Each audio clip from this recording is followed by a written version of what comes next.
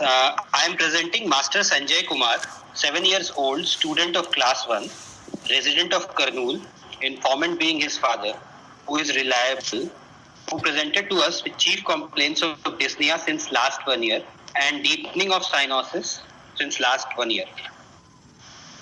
The history dates back to the age when the child was 3 years of age. He was apparently asymptomatic till the age of 3 years when he was suspected of having a heart disease by a local practitioner on being evaluated for URI, upper respiratory tract infection.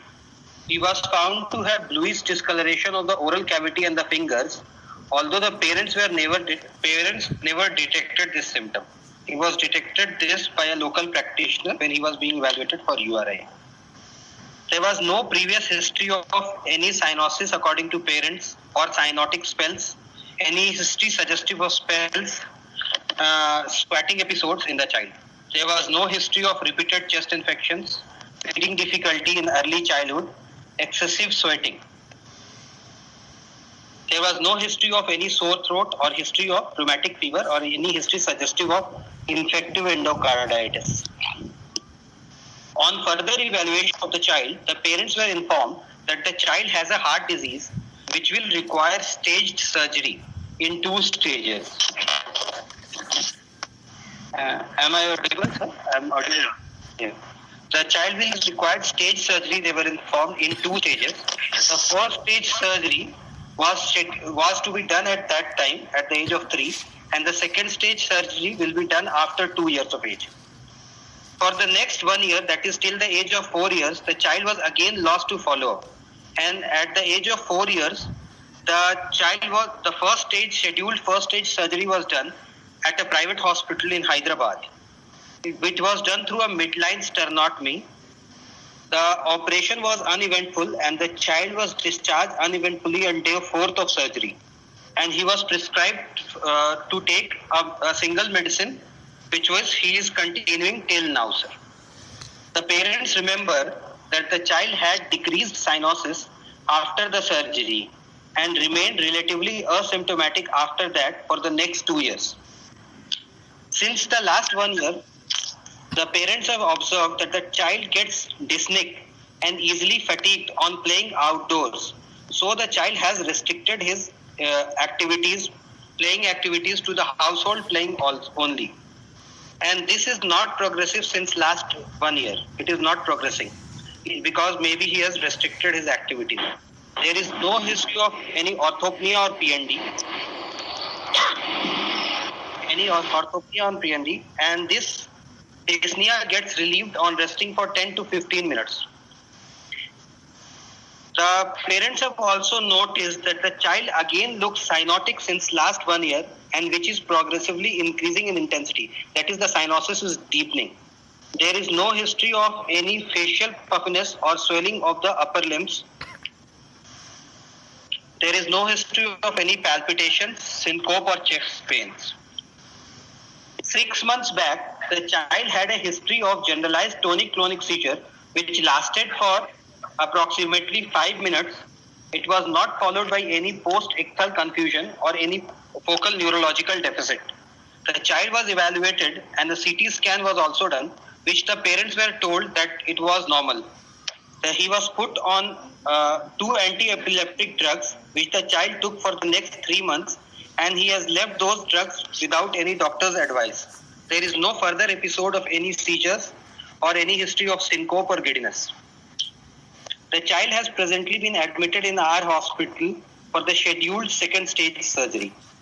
There is no other past history of any significance. Any other? What about family history and other things? Yeah, I'm telling you. The child was born of a non-consanguineous marriage by normal vaginal delivery. He cried immediately after. He was of average weight. The parents don't remember the exact weight. The antenatal, natal and the postnatal periods were uneventful. The father is not aware of immunization status of the child. Developmentally, the child according to the parents, the child attained his developmental milestones as per the age, and presently he is a student of class 1 and he is performing with average performance in studies. He takes a mixed Indian diet, which is adequate in calories and proteins. He lives in a 4-membered family. He has a younger brother who is 4 years of age, and all the in the family there is no history of any other heart disease or any history of any illness of significance. And the family belongs to a lower middle class according to modified Pukku-Swamy scale. So this is the history, sir. So can we summarize the history? Yes, sir, I'll summarize it. This is a 7-year-old child who was apparently asymptomatic till 3 years of age, who was diagnosed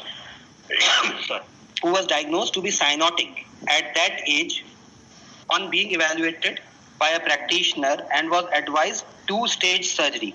The first stage surgery was done at 4 years of age. There is history of dyspnea and deepening of cyanosis since last 1 year, and this dyspnea is non-progressive.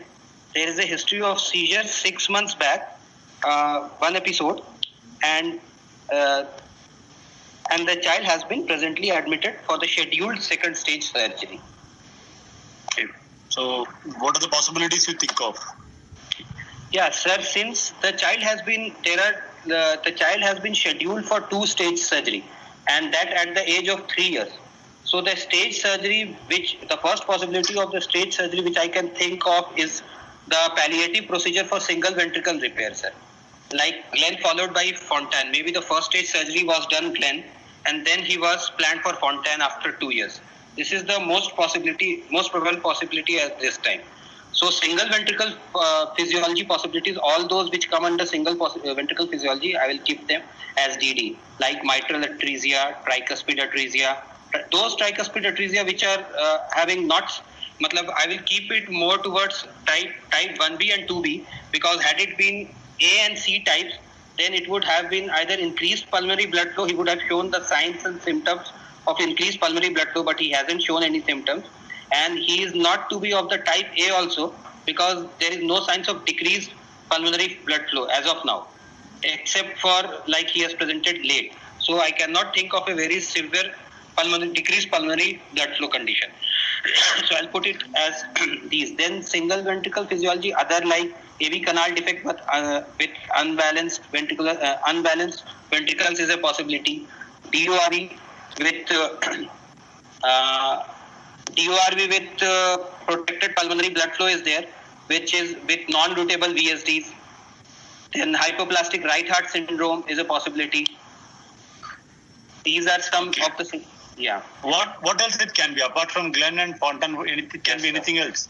So the second thing which I can think of is like with 2-stage surgery in mind, I can think of first a aortopulmonary shunt has been done, followed by a planning for a repair like BT shunt or any central shunt, followed by stage corrective surgery in the form of intracardiac repair for TOP. This is the second possibility. But generally, but 3 years you don't put a BT shunt or a central shunt. In which conditions you put a BT shunt or a central shunt in a 3-year-old? Sir, if the PA anatomy is not good, so we can go ahead. Or the child has presented to us spells in emergency, so we can put a BT shunt in those conditions. Or now coronary, like previously it used to be an indication, like if the coronary anatomy is not favorable, it is crossing the RVOT, then a BT shunt was done. But now that is no more a hindrance. So these are the possibilities, sir, in which it might be done at this age. Or at times you would need a conduit, like you don't want to put a conduit at 2.5 years or 3 years. That also could be a possibility. You don't want to do a conduit repair. Okay. Or some other reason where there is a conduit may be needed, or you want to do a complex surgeries like a double switch or something. Okay, you postpone it like. Yeah, fine. Anything else you can think of? Sir, for 2-stage surgeries, like I should not say this, but other DD which other thing which I could put in 2-stage surgery is like had it been much earlier, it could have been a PA band followed by a corrective surgery. Like if multiple VSDs was there and the child was detected in the initial 3 months of life, we could have done the first stage surgery as a PA band followed by corrective surgery later. That is also a possibility, but not at this age. So, but what about spells? History of spells and squatting?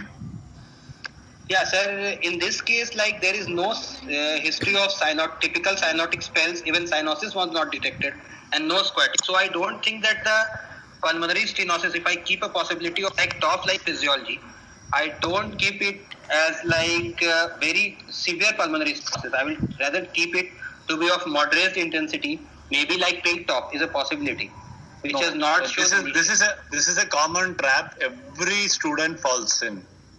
This is a pretty decent trap everybody falls into, and I think this should be avoided. Like, so what will be the PA pressure in a pink tetralogy? In the case of a pink tetralogy, the PA pressure should be, sir, it will be normal. I won't. Normal. So what will be the RV pressure in pink tetralogy? RV pressure will be, it will be increased, sir. It will be systemic, right, sir? So what will be the PA gradient, PS gradient? It will be the RV pressure minus PA pressure. It will be around 70-80. Yeah. It will be quite a severe PS only. Yes, sir. So even in pink tetralogy, every time it is always severe PS. So never get into this trap. Yeah.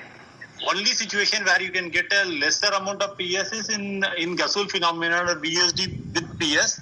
Then you can have a PS can be moderate also. But all tetralogy and tetralogy like physiology, PS is almost always severe. Yes, sir.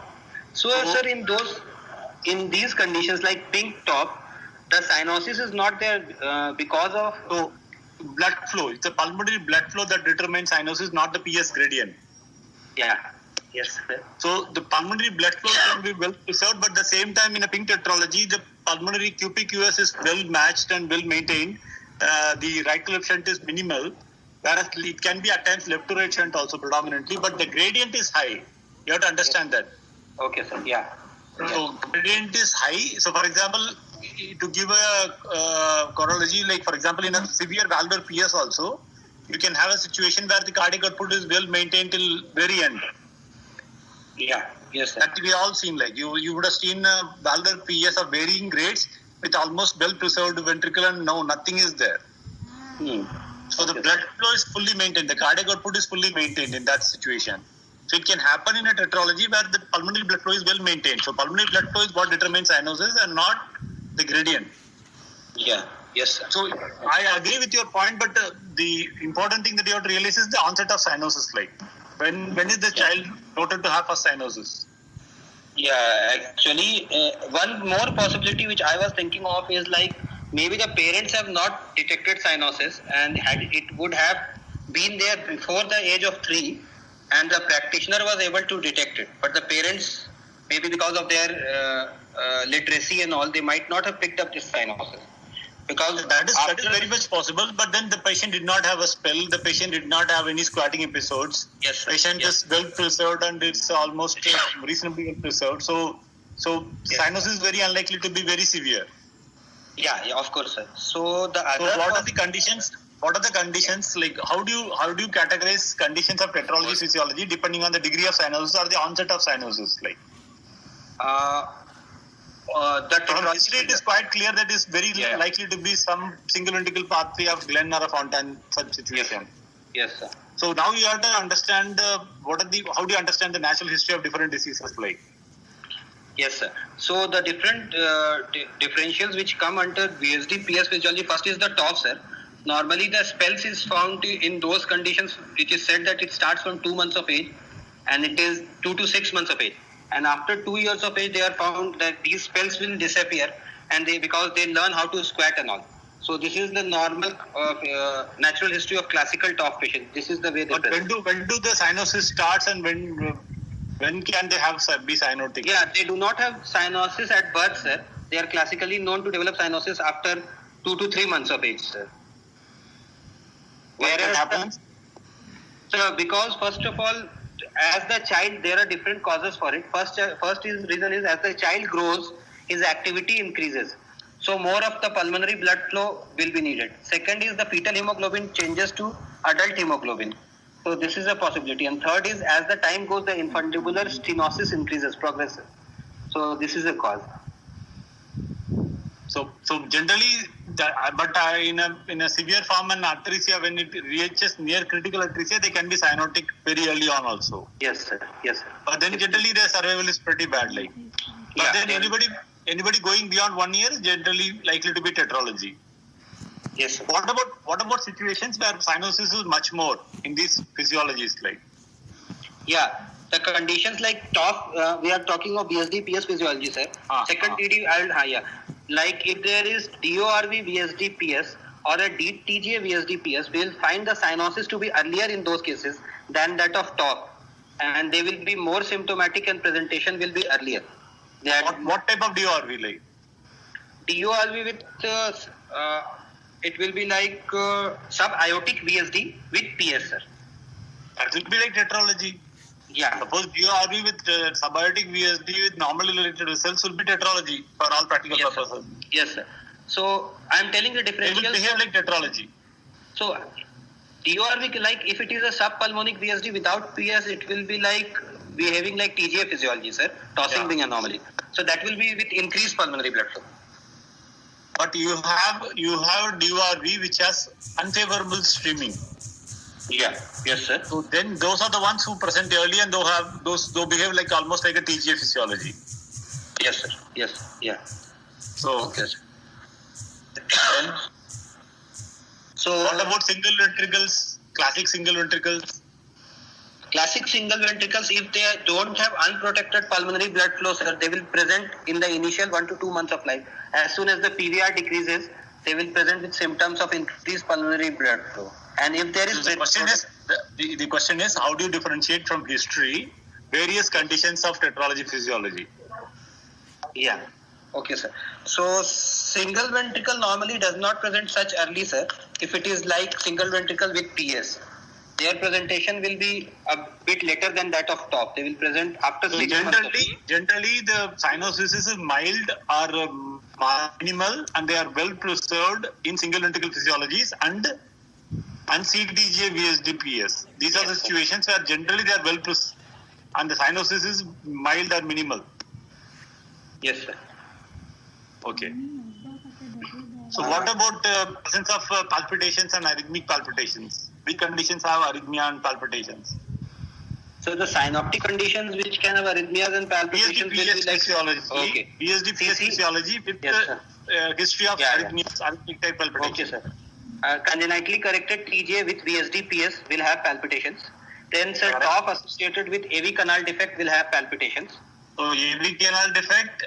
Generally, it's better to call them AV canal defect to PS rather than TOF with AV canal defect. Yes, sir. They will have this, and basically these are the one which will we have. Or repaired TOF can have, sir. Repaired TOF can have arrhythmias. And then the classical thing is heterotaxy syndromes.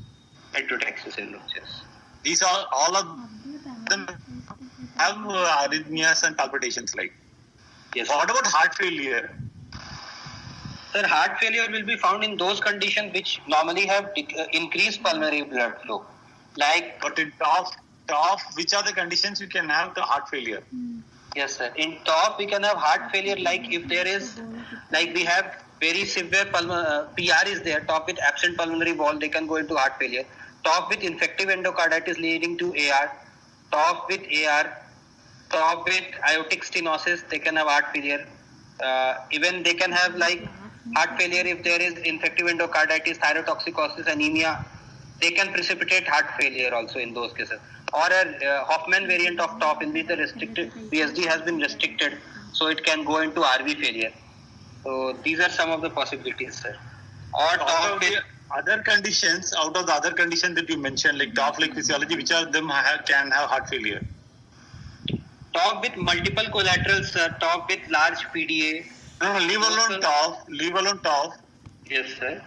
Okay. So, rest of the conditions, like rest of the TOF physiologies, which of them can have heart failure? Those which have unprotected pulmonary blood flow, sir. Those in which there is like collaterals are there, multiple collaterals are there. No, generally collaterals are a very, very rare cause of heart failure per se. Extremely rare. You don't find them. Like in the TOF physiology, when can you have heart failure? Like TOF with absent pulmonary valve is a possibility because there is severe PR which can lead to heart failure. TOF with AR doesn't present like a TOF physiology generally. While majority of them are not cyanotic, they don't have spells, nothing like. stop with AR. Basically, the conditions like CTGA or AVSD or single ventricle with AV regurgitation, primarily severe AV regurgitation, Okay. can have heart failure. Okay, sir. Yeah. All these patients going for Glenn, if they have AV regurgitation, they will be in gross heart failure. Okay, sir. So these are the ways in which you can find out the various other things, like from age at which the cyanosis has onset of cyanosis is there, and how the cyanosis is progressing, and longevity, and the overall pattern of cyanosis. How severe is the cyanosis? These things will give you a clue about various other physiologies. Presence of heart failure, presence of arrhythmias, then give you some additional clues. Okay, sir. Yeah. Sir, in this case, we can put a DD of admixture physiology with balanced pulmonary blood flow also, no? Like a differential can be put. Don't mix all these words like that. Will be into a lot of trouble. Like which condition you have in mind? Like admixture physiology condition with balance, like I can think of like common atrium, but they will have cyanosis much earlier. Or why would somebody suggest a two-stage repair? Yeah, two-stage repair won't be a possibility, right, sir? So basically, you can't think of a two-stage repair. Very unusual, like in admixture physiology. Only single ventricle we can think of in that. So basically, some kind of a Glenn-Fontaine physiology is a practically possible thing for your case. Yes, sir. What about dyspnea? You never graded the dyspnea, like there is a dyspnea as a predominant symptom in this patient. Yeah, it was of NYHA grade 2, sir, but it is non-progressive because he was getting dyspneic on playing outside games only, so he has restricted his games to inside only, and he plays well inside home. Like he can play. What is the cause of dyspnea in this patient? So the cause of dyspnea in this patient, it could be due to the decreased pulmonary blood flow which is there due to decreased. It can be due to. This is a very common thing. Every cyanotic patient comes to you. Most of the time, they give you a history of dyspnea. Yeah. So this is the homework for all of you. What is the cause of dyspnea in right-sided lesions, like predominantly right-sided lesion? Why there is dyspnea in PS? Why there is dyspnea in cyanotic heart disease? Okay. Okay. It's a very common question. Like we should know a very clear answer. We will get back in the next class the answers. Right, sir. So what about another history was Deepening of cyanosis. Deepening of cyanosis. Yeah. So what happens in a Glenn? Like what is the natural history of a Glenn? Sir, in the case of natural history of a Glenn, which normally they can Glenn is done initially because the upper part of the body has a more contribution to the pulmonary blood to the overall blood flow, systemic blood flow actually. So Glenn is done initially, SBC is connected first. So as the time passes, these Glenn can get, first of all, they can get obstructed, they can form veno-venous collaterals, they can have peer pressures can increase in them. pH can occur in those cases. P anatomy can be distorted after the surgery of Glenn. And one more important why they become blue is they generally overgrow the shunt, like they become they're now the weight is more. Blood flow increases. Yes. And then another important thing is formation of veno-venous collaterals, decompressing veins. Anything else? Okay, AV fistula. Pulmonary AV malformations can form. Yes, sir. Because of the hepatic factor. Yes, sir. So they generally become more blue. Yes. So what do you think is the GTCS? History of GTCS? The patient had a seizures. Yes, sir. So why could that happen? It could be due to the cyanosis is there. So cyanosis has lead to polycythemia, and polycythemia has lead to first stagnation of the blood in the CNS, and second in polycythemia there is relative iron deficiency also. So these RBCs also get deformed and they are unable to pass to the capillaries. So this is the second form of stagnation of the blood. So due to cerebral ischemia, it could be a generalized decreased blood flow situation leading to GTCS. Anything else? Stroke? Is there a possibility of a stroke in this patient? Yeah, possibility of stroke is also there because iron deficiency anemia is a known thing. Iron deficiency is there, polycythemia is there. What else can contribute to stroke? Both of these are known to contribute. What else you are asking? What else? Classic right to left shunt. You have a paradoxical embolism. Right. Paradoxical embolism. So most of these conditions will have a right to left shunt happening somewhere. Yes, sir. So that possibility always have, as a cardiologist, you should keep it in mind. Yes, sir. So look, carry on. Go to the examination then. Any other questions? One question, sir. So, sir, you said single ventricle generally present with less cyanosis, single ventricle PS and CCTG. Yeah. Sir, why single ventricle will present with less cyanosis? Generally, they have a more balanced circulation, like the balanced QP-QS. It's all about balancing the QP and QS. So one ventricle is pumping into both PA as well as aorta. Generally, it's quite balanced. Okay, sir. Okay, sir. A classical ventricle PS are generally quite well off, and most of them will be doing fine till they become some 7 years, 8 years or so. It's not that I'm saying that they'll be okay till 40 years. The TGA will be in trouble in less than 1 year. TGA VSD PS will be in trouble in less than 1 year. Whereas a CCTGA with VSD PS should be not in trouble in 7-8 years also. That distinction you should understand. yes. TTJ VSD PS and CCTGA will also be in trouble in second decade, third decade onwards. Yes. Okay, sir. Thank you, sir. And one more thing is, what are the other classification of dyspnea that you should know of? The other classification, there is one Canadian classification for. It's for dyspnea, angina, or both. What else? Then a Ross classification is there for children, sir. For children, is there. Goldman. Special Pavlov classification. Activity scale. Pavlov classification. Okay. What about WHO classification?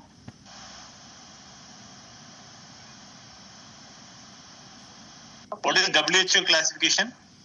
It's for pH, sir. For pH. What is the difference between WHO and NOHA? Palpitation. Instead of palpitation, Syncope they have added, sir. Syncope they have added. Yeah. So carry on. Go to the examination.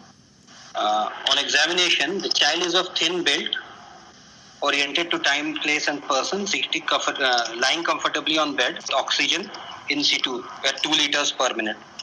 The vitals being the heart rate is, he was on oxygen, sir, with 2 liters. The vitals being heart rate is 92 per minute. It is regular, rhythmic, normal in volume and character, no radial or radiofemoral delay.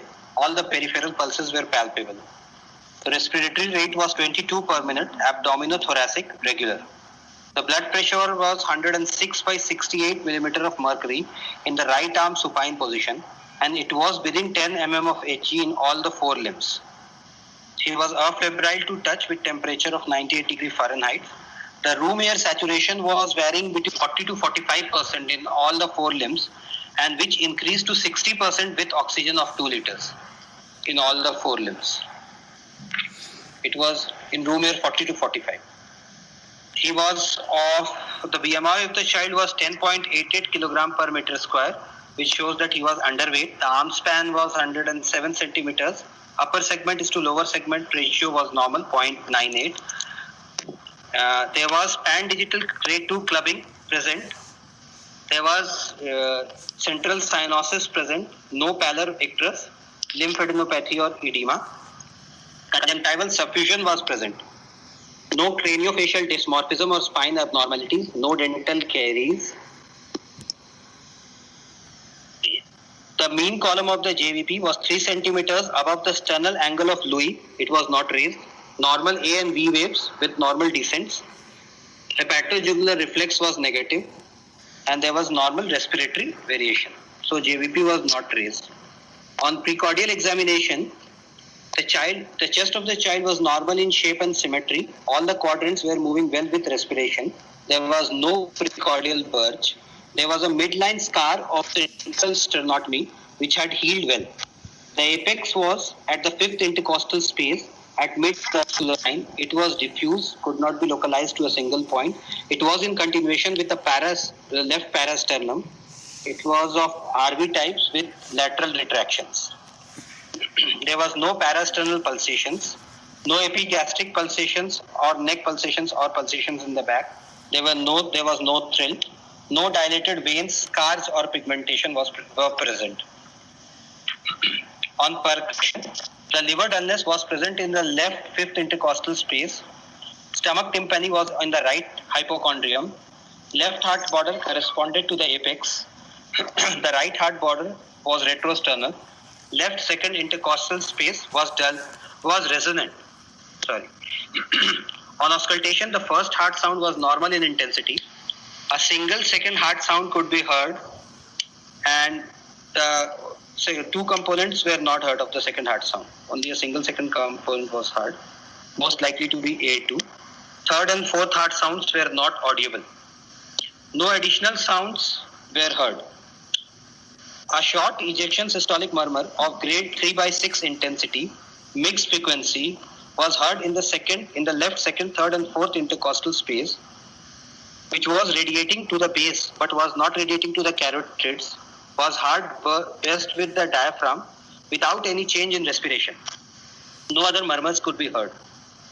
Examination of the per abdomen examination showed no hepatosplenomegaly and the abdomen was soft. Chest did not have any adventitious sounds. The air entry was equal bilaterally and no CNS examination was found to be normal. So this Can we have the final diagnosis? Yeah, the final diagnosis, I would put it as situs solitus, levocardia, cyanotic congenital heart disease with decreased pulmonary blood flow, RV dominance, post operative aorta to pulmonary artery shunt, most likely blocked. TOF, most likely possibility is TOF with differentials of DORV VSD PS, DTJ VSD PS, single ventricle with PS, in sinus rhythm, not in failure, no signs of infective endocarditis. So, what is the most striking feature in this patient like? The most striking feature is like precordial activity, deepened cyanosis is there. Cyanosis is very deep, sir. And very deep cyanosis, like 45, you don't expect a post-Glenn patient to be saturating 45%, like. Yes, sir. And there is no parasternal activity. And without a Glenn failure, don't expect a 45% saturation. The Glenn failure will be manifesting in the form of facial puffiness and all those things. Yes, sir. Because you correctly said, I think most likely this is not there. Yes, sir. And the second important feature is that the precordium is silent, fully silent. Precordium is silent in this case. So, but is it against your thinking or against your diagnosis? What do you expect in a tetralogy? I expect the precordium to be silent in that case also. But like if there is if I am thinking of actively working aorta to pulmonary shunt, there can be like volume overload also. So the precordial activity can be increased, sir. Like if some collateral is there or the shunt is functioning. So this gives us a clue that the shunt might not be functioning along with that. Commonly, this is one more misconception that all of you have is even though it is written that collateral can produce heart failure, this happens only in infancy most of the time. It doesn't happen afterwards. It doesn't become in a very cyanotic baby. Like it cannot happen in a cyanotic adolescent who is very blue. So heart failure doesn't happen in collaterals. Remember this. Like heart failure with collaterals happen in infancy. You don't see it after infancy generally, by and large. Because collaterals are there from birth. So the collaterals will produce heart failure in infancy, not beyond that. The same precordial activity, everything you don't bring in collateral because patient cannot be blue if there is so much of collaterals are there. Yeah. Yes. So even though everything collateral comes first, like. So, Yes, so sir. one thing is, you described the ejection systolic murmur pretty well. It was quite a long description. Can you describe it again? Sir, it was a short ejection systolic murmur of intensity 3/6 of mixed frequency, which was heard in the second, third, and fourth intercostal space, which was radiating to the base, but it was not radiating to the carotids, and was heard best with the diaphragm without any change with respiration. Okay. One important characteristic you have not told us. Change Which is the most important characteristic that we are looking at? Peaking of the peaking. Peaking of the murmur. Yeah, it is of late peaking, sir. How can a short murmur be late peaking? You're just. What is the importance of this question? Yeah, like You have to understand the question also. yes, sir. Like in the case of to differentiate a TOF ejection systolic murmur of a TOF versus a valvular PS, sir, this point is very important because in the case of TOF, the longer the murmur, it means that the stenosis is less. So lesser is the stenosis. Whereas in the case of valvular, Again, you first thing I told, stenosis is always severe, like. yes, sir. So Okay. cyanosis and murmur are inversely proportional, In the not case of severity TOF. of PS. Yeah, in the case of TOF, yes, sir. A pink tetralogy can have a long murmur, which is relatively mid-peaking. Yeah, yes, sir. Whereas in the case of valvular PS, the peaking will, as the intensity of the stenosis increases, the peaking will be delayed, sir. So this patient, you don't expect you expect a short peaking, early peaking murmur, no? Yes, sir. Yes, sir. Yeah. It will have a very short murmur, so it will be a early peaking murmur. Yeah, it's a. So remember this, as a cardiologist, the most important characteristics of ejection systolic murmur is the peaking of the murmur. That gives you about a hemodynamic understanding, like. That is why that is important. Yes. Rest of the things are secondary, like that. They are all important. I am not saying that they are not important. This is the most important one. Right. You have to put a lot of weight on that. Okay, sir. So you said S2 is single and possibly A2. Why do you say that? So,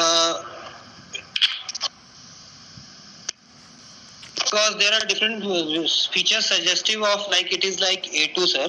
Because we are not getting any features like if had it been P2, like we are not getting any features suggestive of stenosed A2.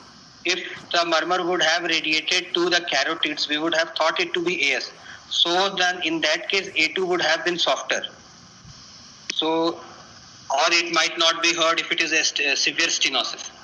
So, this is one feature which is suggesting A fused A2 and P2 also, no? it can be a fused A2 and P2. Yes, sir. Single, if there is, yeah, of course, different possibilities. But why did you think it is A2?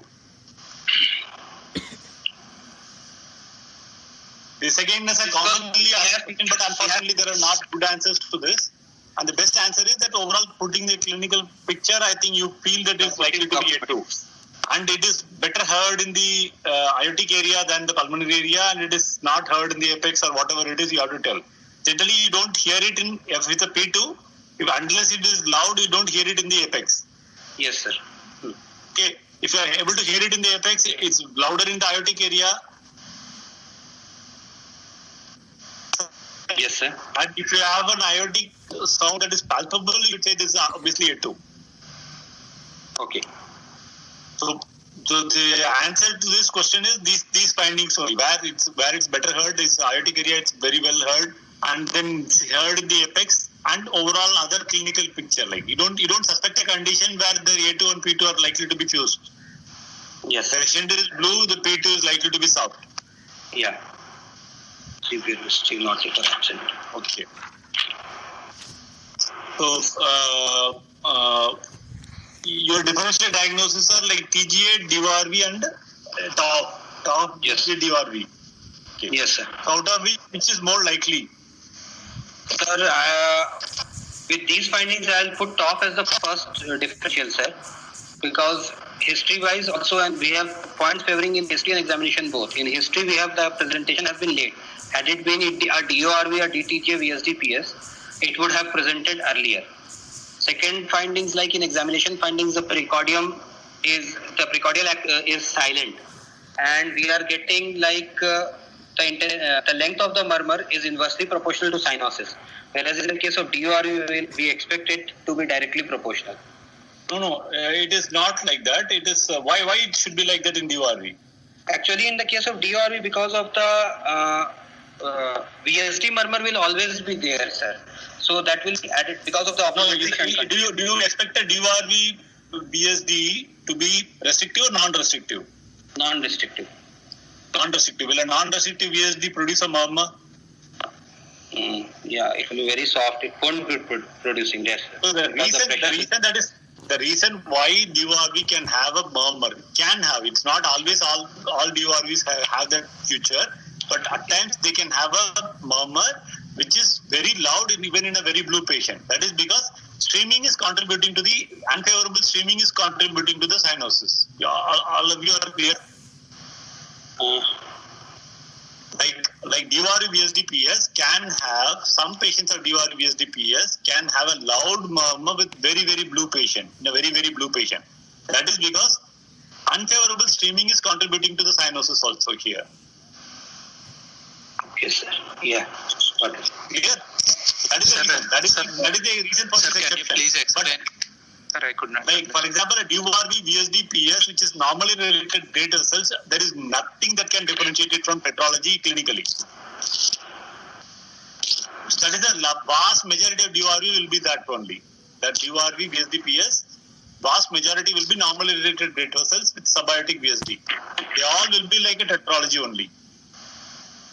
But some of them can have an unfavorable streaming. They have a loud murmur and they have a malpost vessel also, where actually the PS is just beneath the chest, so you'll have a louder murmur, but there is an unfavorable streaming like a TGA-like streaming happening. So the patient will be very blue, but he will be hearing a loud murmur. So most of the DORV with malpost vessels will have this feature, where there is unfavorable streaming, where it is not actually like a TGA where the PA is not posterior, too much posterior. So in such situations, you will have a very loud murmur and then unfavorable streaming will be producing more cyanosis. Sir, if more streaming to pulmonary artery, why they are more cyanosis, sir? No, more unfavorable streaming. Unfavorable streaming means the desaturated blood is going into aorta because they are DORV. The tricuspid valve, whatever blood is coming, will be actually pumped into aorta. This is called unfavorable streaming. So admixture physiology. Supposed to be kind of an admixture. So murmur is from PA, no, sir? Murmur is from PA. That is tight PS. Like for example, what happens in PS? Like tight PS means increasing severity of murmur. Like same thing will happen here. Patient is blue not because of reduced pulmonary blood flow, but because of unfavorable streaming. Here, if you look at clinically, it will be like a TGA-like physiology where PA saturation is more than the aortic saturation. You understand?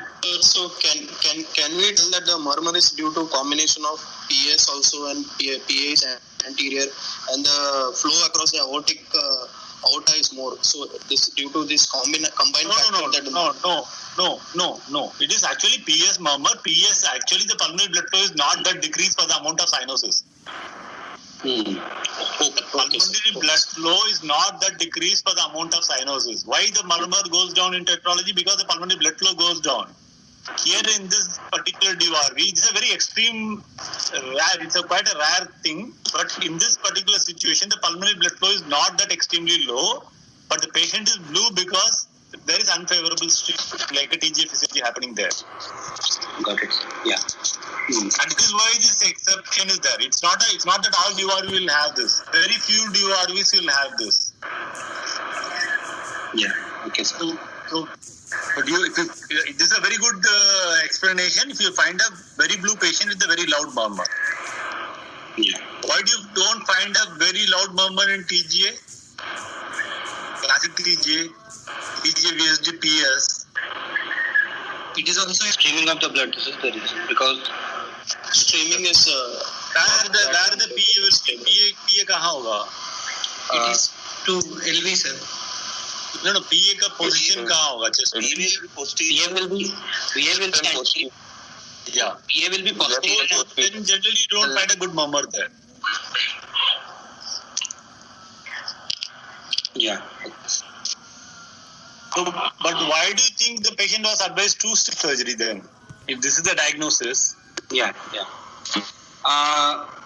Even I could not figure out, sir, any particular reason. Had it been like maybe the PA anatomy was, they could not find it to be favorable. Maybe because of that, because there is no history of any emergency petition being done or something like that. So maybe the PA anatomy was not good. Can this still be a Glenn? Possibly, it can be a Glenn, sir, because if they would have left the forward flow, maybe they have left the forward flow, but the patient won't be that much cyanotic if they left the forward flow. So a cyanosis. What do you think is the likelihood saturation in a post-Glenn situation? Normally, the post-Glenn situation will have a saturation of around 85%, sir. So we expect that much. Had it blocked, and we are thinking that they have left some forward flow, so the forward flow will maintain the pulmonary flow. I don't think the saturation should decrease to 40 to 45, as in this case.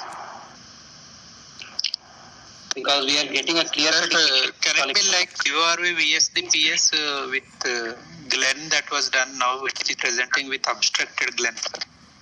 No, but obstructed Glenn will have features. That's what I told you. No, like obstructed Glenn or a Glenn failure should have features like facial swelling, engaged JVP, dilated veins across. They are not there, yeah. They are not there. Features suggestive of obstructed Glenn. So you don't have a clinical suspicion of a Glenn failure. Without the severe Glenn failure, you don't generally expect this thing, unless there are some various other very rare things that happen in Glenn, that you leave one SVC not connected, LSVC is not connected. So those kind of things are rarely happen. At times, very rarely, we have seen a few patients where actually there is a communication between the Glenn circuit and the RA. Those kind of extreme cases can happen still. Okay, sir. So those are very unusual. Like they're extremely unusual. Like some surgical issues are there. Unless then you don't expect a 45% saturation in a Glenn. So what about severe pulmonary AV fistula, sir? Can that cause such desaturation in a Glenn, post-Glenn? But 45 is too low. Like I would expect around 60, 65. But it can happen. Anything can happen if you don't operate a Glenn for say 15 years. Yes. This could happen. But without, because there is nothing suggestive of ventricular dysfunction in this case, because cardiomegaly is not there. There is no AV regurgitation murmur. There is no heart failure. So all these things are suggestive that most likely it is unlikely to be a Glenn. How do you clinically make out the patient has a Glenn or not? First of all, like clinically, sir, if he has a Glenn versus or just Glenn is there or versus beta. Right now in this patient, whether he has a Glenn or not, how do you confirm? So JVP will not have waves. What about JVP? No, both pulsatile, sir. Because it is connected to PA. And then hepatojugular reflex, you won't get any increase also. Yeah, even after seeing that. Yes, sir. So hepatojugular reflex will be absolutely nothing will be there. Yeah. Sir, a Glenn with the antegrade pulmonary maintained antegrade pulmonary circulation, can the JVP be non-pulsatile or will it be pulsatile? It could be pulsatile. At times the ejection could be reflected into the JVP. Very prominent ejections can be reflected into the JVP depending on the direction of the MPA. At times you can have a direct. We have seen some patients are actually that particular part of the neck vein will become aneurysmally dilated also.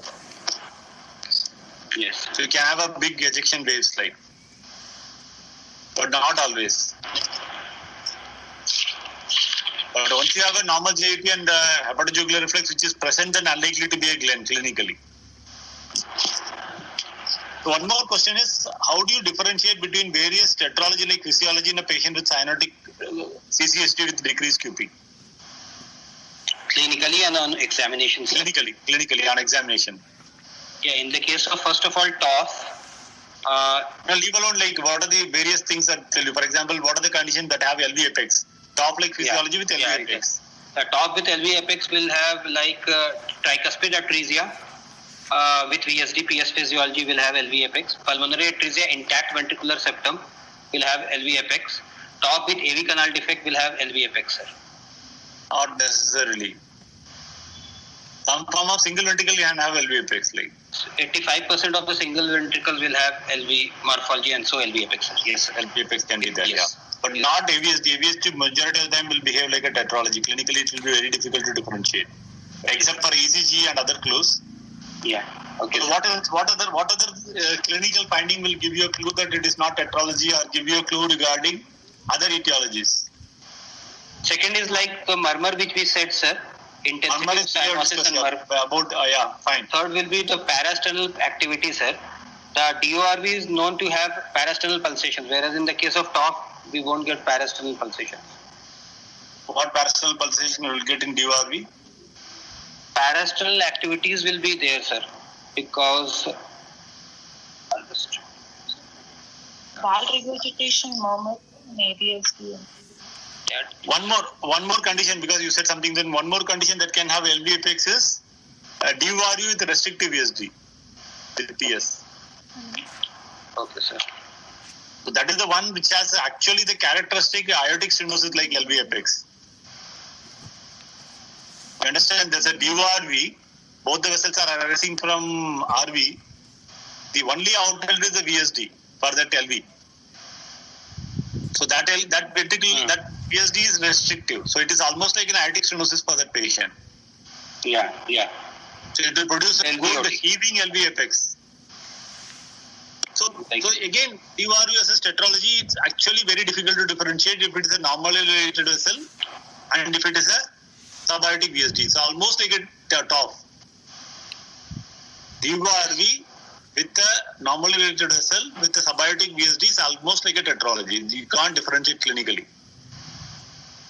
So what else? Yeah. You said pericardial activity, that's not acceptable. Then what else?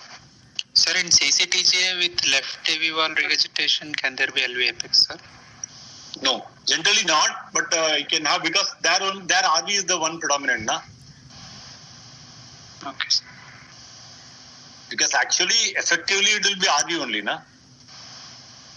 Then the next differentiating point between TOF and CCTGA, it will be there like the second left intercostal space will be dull in the case of CCTGA, whereas in the case of TOF, it won't be there, sir. So what other points suggest you that the patient could be CTGA?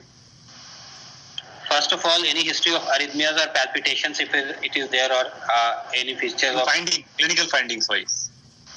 One you said is resonance, okay, then what else? First and foremost is there are some situations which suggest the CTGA are the situs versus levocardia versus dextrocardia. Yeah, if those Whenever are there is a discrepancy, then the chances of CTGA is far higher. CTGA is more. Yeah. Yes, sir. So you have a situs solitus with dextrocardia or situs inversus with levocardia. Both the chances of CTGA is far higher. It will be more.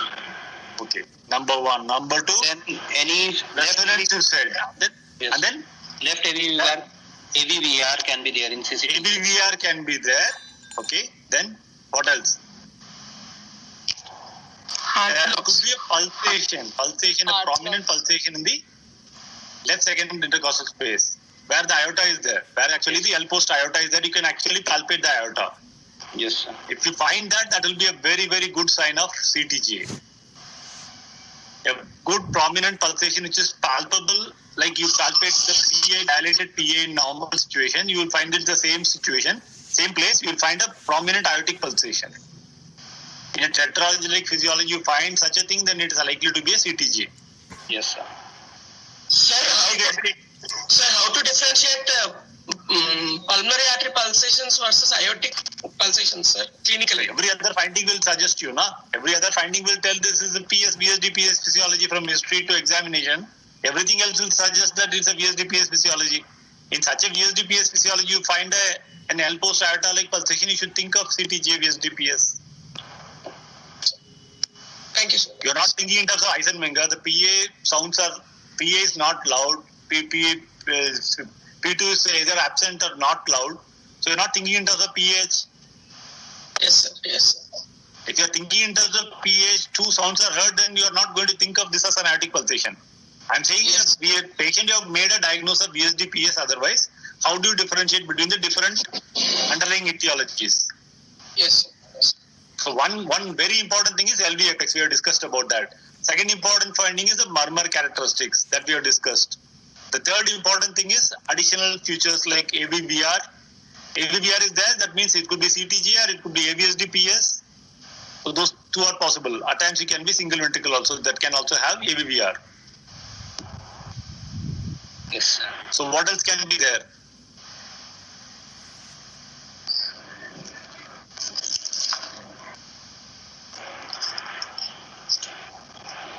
Sir, heart blocks can be there, sir, in case of CCTG. Heart blocks and CCTG. Heart blocks can be there, yeah. CCTGs. That could be there in CTG. So these are some of the major things that can contribute to etiological diagnosis, like what is the underlying disease likely to be based on examination findings. Like, Sir, any relation to murmur intensity and degree of cyanosis in DORV, PS? Is it similar to with normally related blood vessels? Is it similar to TOF or is it? yeah, it will be similar to TOF. Like in a subaortic VSD with normally related vessels, great vessels, except for axis on your ECG, nothing is going to be different between DRV, VSD, PS with normally related vessel, subaortic VSD, and TOF. There is nothing different like in clinical examination. Thank you, sir. The grade will be more, sir. DORV versus TOF. The grade of cyanosis. No, sir. Grade of murmur. And that's what I told you, like the murmur at times in DORV can be disproportionate to the degree of cyanosis. Yes, sir. Yes. That can be there, but that is in Malpost vessel most of the time, where there is unfavorable streaming is happening. But all of these are not very great signs. Like actually, they are all something that you should know. So they are not. Nothing is absolute like here.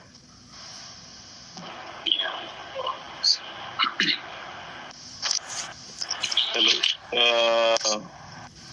Do you have X-rays in ECGs? Yeah, I have, sir. I'll just show.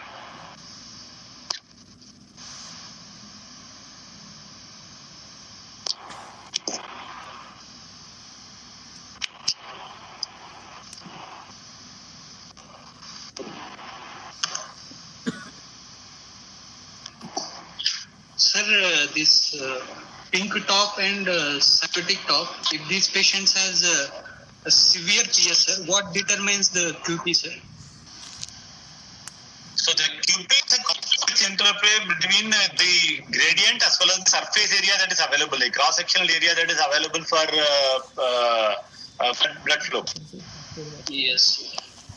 It is quite complex actually. It's, the QP can be like, for example, that's what I told you. Simple example is you are looking at the forward flow across a stenosis, like till very late PS, in simple Doppler PS, the whole thing is maintained. Like forward cardiac output is totally maintained. Yes, sir. So the same thing will be happening here. Yes. Thank you. Yeah. So can you see the ECG? Yeah. Yeah. So this is a 4-channel 12-lead ECG of the patient Sanjay with normal standardization of the limb and the chest leads with a speed of 25 mm per second. With normal sinus rhythm, the heart rate is approximately 100 right axis deviation with an axis of approximately around 120 degrees. And with there is clockwise looping, sir. 2, 3 and AVF is showing Q waves. P wave axis is normal. There is features suggestive of right atrial enlargement is there. The height of the P waves is 3 small squares, and the PR interval is 120 milliseconds. Moving on to the precordial leads. There is features suggestive of right ventricular hypertrophy. The R by S ratio, there is no S in V1. R by S ratio is more than 1. And there is a sudden appearance of S waves in lead 2, suggestive of sudden transition, which goes in the favor of hydrology of fallow. So the salient features in this ECG are right axis deviation with right atrial enlargement with clockwise looping, and right ventricular hypertrophy and sudden transition. Features going in the favor of TOF, sir, with a normal PR interval. So what is the QRS axis like? The QRS axis is it is around 120 degrees, sir. It is right axis deviation around 120. So what is likely like? If the QRS axis is between around 120, it goes more in the favor of TOF. If it is more towards right, it will go in towards DORB, and if it is extreme right, it goes more towards DTJ VSD PS, sir. So it's more likely to go in the favor of TOF. Okay. Chalo, go to the X-ray. Yes. Sir, the prominent negative P waves in V1, what it suggests, sir, here? Biatrial enlargement is there, so both right and left atrial Left atrial enlargement. Maybe because of shunt, sir. Not very sure. Like, do you have the? Can you have the X-ray? Where is the?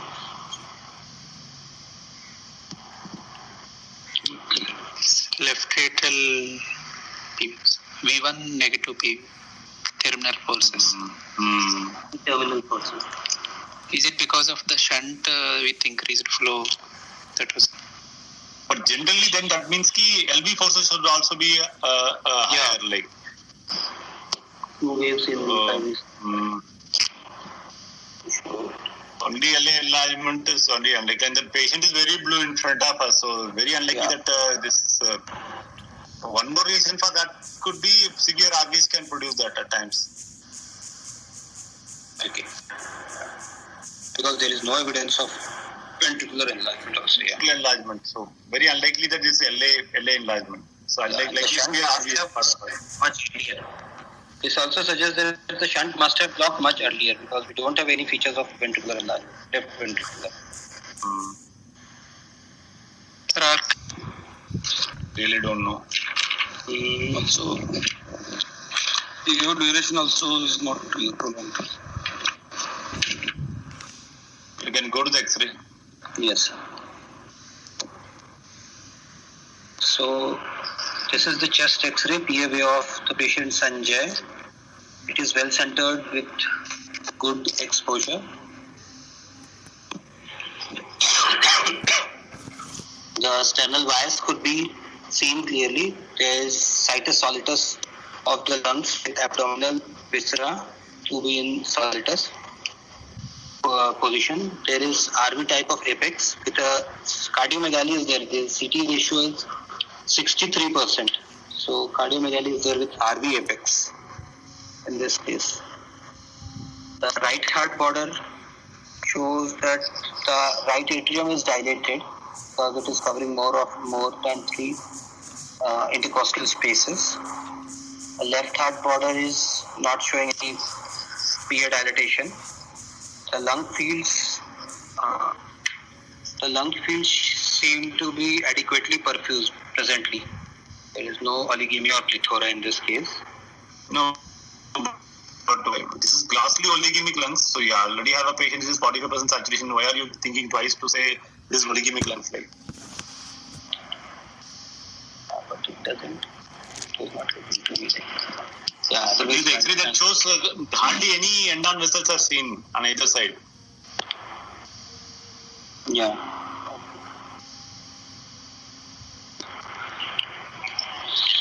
So this is the salient features are cardiomegaly is there, which is along with RV type of apex with oligemic lung fields. Is there RA enlargement? It is RA enlargement, sir. 3 intercostal spaces are filled. 1, 2, and 3. So RA enlargement is there, sir. Why do you think the patient has RA enlargement and cardiomegaly? Cardiomegaly can be like if the shunt has been blocked, sir, in the recent past, we can expect that cardiomegaly has not regressed because of that. If the shunt But then the patient should have crashed if there's such a overflowing shunt. yes, sir. Patient should have crashed, and there would be a definite history of sudden worsening, and all those things should be there. Yeah. You Because want to that- ascribe cardiomegaly to the shunt. And definitely the pulmonary blood flow could actually be increased like in such a case if there is a cardiomegaly because of shunt. Yeah. Yes, sir. Most common likelihood is So RV failure, there is no signs of RV failure in this case. but most common cause in India is such cardiomegaly. Anemia. Relative anemia. Yes, sir. So what should be the hemoglobin in a patient who's saturating 45%? It should be at least like it should be good, sir. In that case, hemoglobin because Very high, sir. But the iron deficiency What should be the required? Like, what will be the ideal hemoglobin for a person saturating 50%? Like It should be like around, sir, 16, 18, something high. no, it should be roughly around 22. Okay. There's a formula to calculate that. You can check it up. Like Okay. 50 is too hard. I don't think anybody can have a value for 50% saturation. But then it actually exponentially increases with such a decrease in saturation. So Yeah. relative anemia will be a very common feature. Like Yes, sir. actually, I would say agree with whatever you're finding. Like RA enlargement is there, RV effect, cardiomegaly is there, decreased QP is there. That much is definitely there. Yeah. So, Can you have the echo? Have anybody recorded the echo, or you know the findings of echo? I know the findings, sir. I don't have the recorded images. It was actually it was like full diagnosis: situs solitus levocardia, normal systemic and pulmonary venous drainage, AVVA concordance, normally related great arteries, intact interatrial septum. There was a large malaligned VSD with bidirectional flow, no PDA, and there was severe infundibular and valvular stenosis with a gradient of 90 mm of Hg. And we could not image. Actually, the first stage surgery was done somewhere outside, sir. We could not image any of the shunt. We could not see any of the shunt. Looking at their records, it was a BT shunt which we did, which was done outside. So it was fully obstructed. We could not see anything on the echo. That's why he was saturating this much. He was deeply sinused. So it was We like, don't know the history. Why was he given a stage surgery also? yeah, at that age. Yeah, we are not sure. Because the PA and ACP was good, sir. Even the Z scores were, what I remember was plus 1.5 and plus 2. It was not bad at all. Sir, and midline sternotomy is done. So that is generally done in older patients. Like 3 years, most of the surgeons will go for a lateral surgery only, lateral thoracotomy surgeries only. But then, as older age group, BT shunt becomes a problematic thing because of large number of collaterals that develop, and then it's actually never a bloodless field. So they find it difficult to do a BT shunt to lateral thoracotomy in mainly adolescent patients. There are some indications like PSI is not good, or there's an emergency, they want to go for a BT shunt. They go for, like, another reason could be they want to go with a plan of a TOF repair, but they're not able, they find the PS are not to be good size. They end up doing a BT shunt and come out. That could be one possibility. Sir, won't obstructed shunts reveal any murmur? No, there is no flow. Why there should be a murmur? Fully obstructed murmur. No flow. So murmur is flow. Yes. Yes. So, is it Sir, is a normally functioning BT shunt, will it produce murmur, sir? Yeah, it will produce a continuous murmur. It always produces. Almost always has a continuous murmur. Even at times it can be faint, but there will be a continuous murmur. Clinically, you can't see a BT shunt without a murmur. Like If there is a flow, there will be a murmur. Okay, somewhere it's audible. Especially in children, it will be almost always there. But in case of Glenn, if after obstruction, murmur will be there, sir. No, Glenn, you won't get a murmur. Like Glenn, if there is an obstruction, the patient life goes on. That means that there has to be some collateral that form. Mostly, you'll have a body. In the body, you'll have a venous obstruction. The channels will open up from above to below, and then the face will be swollen. You'll have a JVP which is elevated, and all those things. Engorged veins will be there. All those features will be there.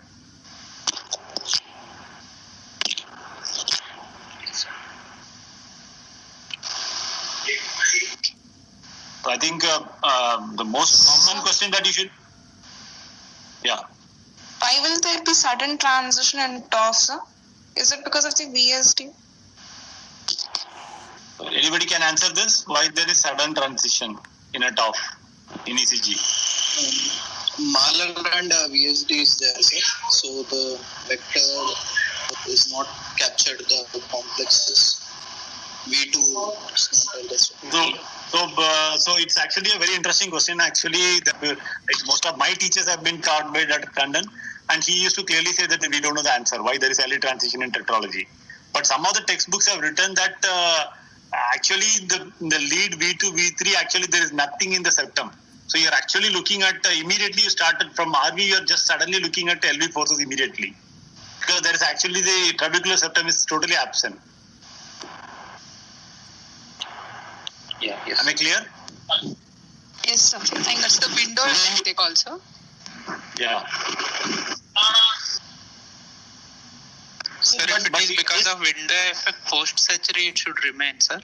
Because it will be only patch, no, sir. That will also act like window. These are some of that's why Dr. Tandon used to say we don't know the answer. Yeah. So there are some various exceptions also to that. Like it's not always that all. Like for example, such a thing can happen in a PS also. Rarely. Sir, out of context to TOF, sir, what is the electrophysiological basis of clockwise and counterclockwise loops?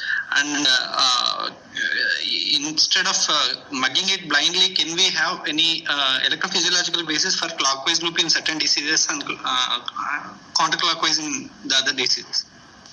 It's about the AV node, like how the AV node is actually the AV conduction is happening. Okay, sir. So like for example, in a AVSD, the conduction is from there to there. It's going up, like going up towards your left arm. Okay, sir.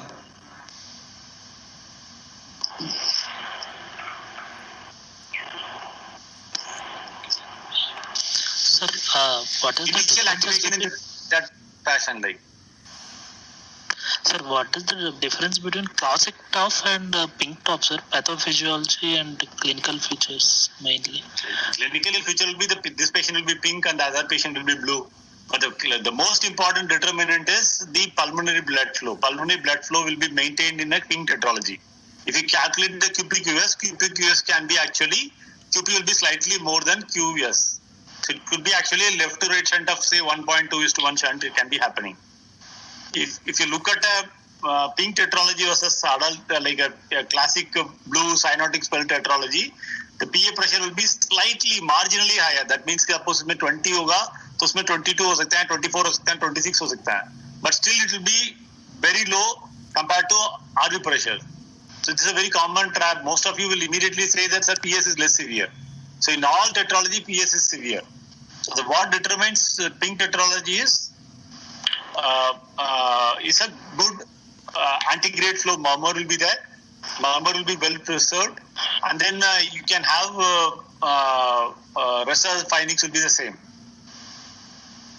RV apex will be there. There won't be cardiomegaly. Everything will be there. You'll have a good murmur. That's all. A mid peaking or a early peaking, a long murmur will be there.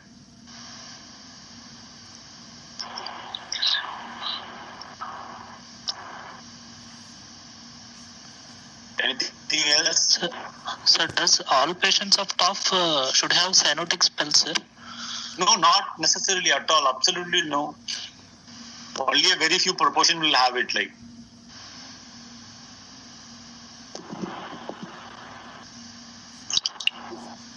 pink tetralogies don't have it. TOF with absent pulmonary valve will almost never have it, and a lot of tetralogies don't have it. Like,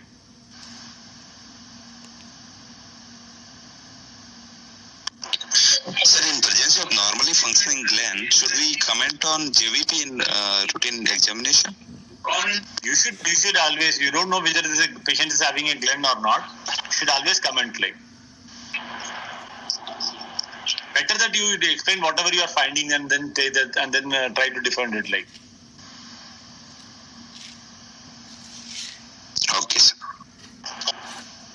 if it is pulsatile. If it is not pulsatile, everything is possible in a gland, except for a hepatojugular reflex positive. Then everything is possible.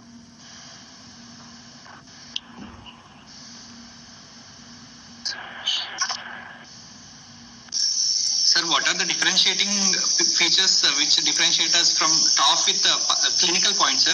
TOF with pulmonary atresia, sir, and TOF with critical PS. So this again is quite difficult to differentiate. But suppose you find an anti-group flow murmur that is found, then it's likely to be there is an anti-grade flow murmur, that is a flow across the pulmonary outflow. Then it's likely to be a tetralogy. If you don't find, then if you are finding good amount of collateral murmurs in the back, then you think of pulmonary atresia. But at times even echo also you cannot differentiate, like whether it's a tiny little antigrade flow is there or not, and whether it is pulmonary atresia you can't make out in echo also. So I think it's fine. Like.